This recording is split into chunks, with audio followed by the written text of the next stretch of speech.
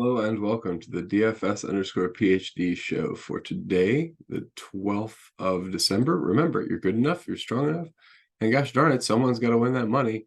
And someone who played Ty J. Spears did win that money. So congrats to Steve Dibbs. He did not contact me. This is the $3 as well. He was in all of the optimals yesterday for all of the competitions he was in. So I did one thing right. Congratulations, guys. It's been a while since. Also, I've made this stand about 4 times, and I know the other 3 times it did not pan out. So I'm not going to do too long of a victory lap on this one. But I will say I'm going to do it again. I'm going to do it every time we have a timeshare guy. I'm talking about best ball a little bit on Twitter. You guys can check it out over there. But overall, yeah, someone's got to win that money. Could have been us. Generally wasn't. Sorry to you if you played Duop Reith. I saw one of the best lineups I saw on DK's Twitter had a Duop Reith in there. Got benched for Moses Brown. Who saw that coming? Dude's been available this whole time, and just all of a sudden they're playing a 3-man rotation there. So that was really wild to see. I'm sure you guys were all really loving that. I decided let's look at all the questionable people. Obviously some of them, Jay Huff, Unarop, Batim. I don't know who these guys are. LeBron's questionable. It's a joke. Karis LeVert and Kevin Durant are a little bit more questionable. Have to pay attention to that. Caruso as well. We're not really sure if he's going to play or not. But LeVert and Caruso at this point, their teams are appropriately priced. Maybe play a little bit more Strus, maybe play a little bit more Kobe White. But overall, what's it going to do for you? Not very much. Anthony Davis, also a joke, questionable. So Evan Mobley and Chris Paul, I guess, are the only other real questionable guys we got at this point. But again, 5 games, 10 teams, 150 dudes. So, 5% chance something goes wrong in shoot around or something, right? So pay attention. We could get some news. As things are right now, though, the one guy we do have out is Kyrie, and we also have Tim Hardaway Jr. questionable. So if they are both out, you're playing Jaden Hardy because he was in the rotation, and that was the real question yesterday. And I mean, how many minutes did he get? Jaden Hardy stats. 34 minutes. Yep. We got to project him for a few minutes tonight too. Was that a blowout? I don't think so. Can't tell that. It was just 7-point game. I didn't think it was a blowout. I just wanted to confirm. Okay, so totally fine with Jaden Hardy being the value of the slate. And 100% seems a bit much, but I don't know. Oh, I am only running 6 lineups, all but one of them for him. I think I feel the same way about Zubac. People just aren't on him, but on a slate like this, at least 67%.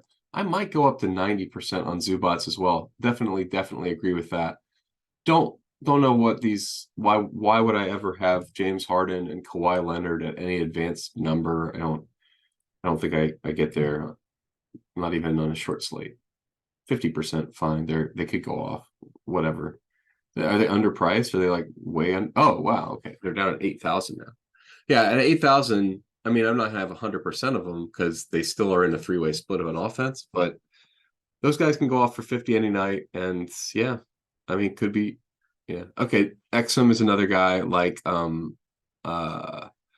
Hardy that sees an extreme minutes bump and usage bump in this current situation without Kyrie and potentially without Tim Hardaway Jr. So again, I'm not sure 100% is quite right for me for Dante Exum, but on a slate like this, could it be 90? Maybe. It's definitely 67 at least. Derek Lively Jr.? That's an interesting idea. I don't really think he gets a boost, that much of a boost. I think it was more with the wings out. I guess I should do the court IQ. So if you're unsure, you go to the court IQ and you say, how is Dallas with Kyrie off the court? But we include also the other guy that I'm thinking will be off the court. So Kyrie's off the court. Just him, I don't think boosts Lively. But I'm going to check it because he's obviously the most important and impactful player. Derrick Jones Jr. Oh, right. Didn't he get hurt? What are we projecting for Derrick Jones Jr.? Because I think he got hurt like bad. Yeah, we're projecting he is out. Yeah, he got hurt bad. So where's my court IQ thing? That was a a lovely throat clear for the audio audience. Thank you, by the way, everyone. It's always wonderful to see you guys. It is a nice audience of 50 to 100 dudes. And a lot of you really, doing exactly what I tell you to do, and it's making you money. And I love to see that. So everybody else, pop in the comments, pop in the Discord. Let's learn together. I look forward to seeing your screenshots momentarily. How are there no screenshots after the Ty J. Spears day? Anyway. Okay, so that's mostly also at myself. Come on, man. All right. I don't see that lively bump, 1.5. Okay, but when I include, we were saying Derek Jones Jr. got hurt. If he's off too, I think that's when we start seeing the lively bump. Nope, -2. Okay. Dwight Powell bump. Don't love that. What about when THJ is off the court? Is that when it starts to be a lively bump a little bit more? Kind of. Okay. I thought I remembered that there was a usage bump for lively with some combination of these guys off the court. But I'm not seeing it. Oh, that's still too low. 28. All of these are showing him 32, 33 minutes, though. That would be 36 minutes. They just don't think he gets to 36 minutes. 32 minutes. Lively, this is kind of a fork, I guess. But I'm not going to do the fork because I really hate Dwight Powell. So, but Lively could get to 32 minutes pretty easy. So I'm going to project him for 32 points. All right, sorry, 36 minutes. So I'm going to project him for 32 points. I still don't think I'm going to be 100% Lively, but he's fine. Everybody on this Mavs team is basically fine. Oh, yeah, I didn't even talk about the thing I do that is, yeah. So we got some teams that are just misprojected today. Easy unders, 2 easy under games today. I don't know what people are thinking about for Golden State and Phoenix, but those are not 2 fast teams. They are, in fact, 2 slow teams. Golden State. Phoenix is the 4th slowest team. Decent defensive rating. Golden State is mediocre, middle of the road this year. Right? Yeah, 12th, a 114 rating. So I just put them at the average of their ratings and I pick them. How is that like 5 to 10 points under the line? It's another alt line day if you got that option. Same thing with this Sacramento and Clippers game. Don't like either of those teams. Don't think they play very fast. Clippers and Sacramento's 11. Clippers are 23. We got a 112, a 111 rating on the Clippers. We've got a 115 rating on the Kings. So I think that's what I did. Yeah, 115 on the Kings and a 111 on the Clippers. I just used their defensive rating. Because why would I adjust it? I don't see any reason to adjust up the pace in this game. And then this Chicago game is just gross. Chicago and Denver. So I think I just left it for now because I thought it was appropriately. Everybody knows Chicago's gross. I don't need to go above and beyond. And then Boston, Cleveland. I just don't think it's that wide of a line. And both of them are pretty slow teams. Boston's 22nd in pace, a 109 rating. Cleveland, a 111 defensive rating. So, yeah, this is all. I gave a point to Boston for being good, whatever, but it's still not an attractive game. That's how we wind up at the exposures that we're winding up at. Again, I'm practicing 6. This will probably be my last 2 days, today and tomorrow, of doing 6 for a while, and we'll get back to 20, which I'm more comfortable with. I'm doing 6 to practice 4. I won 6 888 tickets, and I'm going to have way more on the line than I'm comfortable with. So I got to figure out what kind of stands I'm comfortable with when I play 6. Honestly, I haven't been going that well, so hopefully it goes better tomorrow. I haven't picked up very much good luck yesterday. It's not bad luck when I play so much Muscala. That guy's me. I'm the one who made the mistake. We had good value all day, and then all of a sudden here comes Muscala, and I think, oh yeah, I got to jam Muscala for some reason. I've made this mistake before.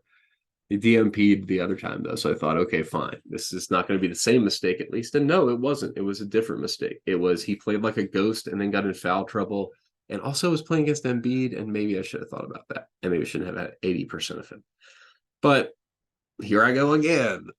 All right, no, but I'm definitely fine with all these stands. If I played this much of all those guys, it's wait, Lively, right? I was like, didn't we just find out that guy was hurt? No, that was the Derek Jones Jr., not Derek Lively the second.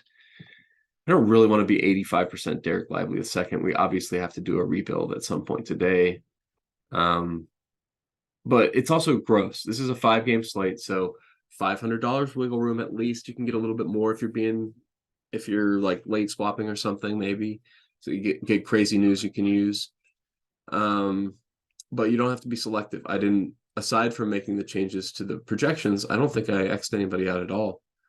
Oh yeah, I have a filter for like more than 21 fantasy points or something. But besides that, you got to consider everybody today. I mean, any shooting guard that goes off could be the piece you need. So you can't X out anybody, even like a hurt Alex Caruso. You know what I mean? Like a hurt, overpriced from recent success Alex Caruso is definitely still in play if he plays. I mean, if he plays and starts, match the field. You know what I mean? Like it's tough. And that's why I want to go back to 20%, because matching the field with a 10% play is, or 20 maxing, because 10% is easy to figure out. But now with when I only have 6 lineups, 10% is like a tricky play for me. I either got to go yes or no. Yes is 16, no is 0. So I don't like it. I don't, yeah. I'm forced into stands that are stronger than I want to make. Like I don't always have a Ty J Spears type stand. Like on this slate, Zubac is great. That's my one stand. Like, all the rest of this is based on news. I think based on the news we're expecting, Hardy looks great too. Reeves, what? No chance. 50% Reeves at best. I don't know if they even close with Reeves. He hit a bunch of shots. He looks great, but he always looks great after a game where he plays great. So don't want that much Reeves. I'm gonna have to rebuild. Looks like I'm gonna have to rebuild. But we already knew I was gonna have to rebuild eventually. Tim Hardaway Jr. is still in this build, so if he's out, obviously a ton more value opens up. What are we projecting for Josh Green? I assume still in. Joa. Oh, Josh Green is out as well. Okay. Well, let's pop over here to the court IQ, add Josh Green to the off court, see if that affects anything. I remember there was some magic brew that made Derek Lively a great play. Hey, there it is. Derek Lively is a great play. All of these minutes are now just like nothing. That's what I knew it was, guys. Like somebody was pointing it out, and I was like, "What are the minutes on that sample, guys?" So yes, I do see we do have a Derek Lively plus 22 points in 12 minutes. I mean, so plus 22 points per 36. We can project him for 44 points in our limited sample. It's a limited sample, but I mean, yeah. Again, if all of these guys are off the court, what about, let's just take Hardaway Jr. out of there. Lively, 0. Okay, so it's all about Hardaway Jr. and limited sample sizes. Look at these, we're still at 40 minutes. This is why I can't really use court IQ at this point in the season. You either have to have a similar rotation to last year and you're using last year's minutes, or just don't play around with that plus 22. Like that's so few minutes. You need at least 100 minutes. And I mean, even then, what is that, like 2 games? You need like 5 games, right? I mean, a real sample.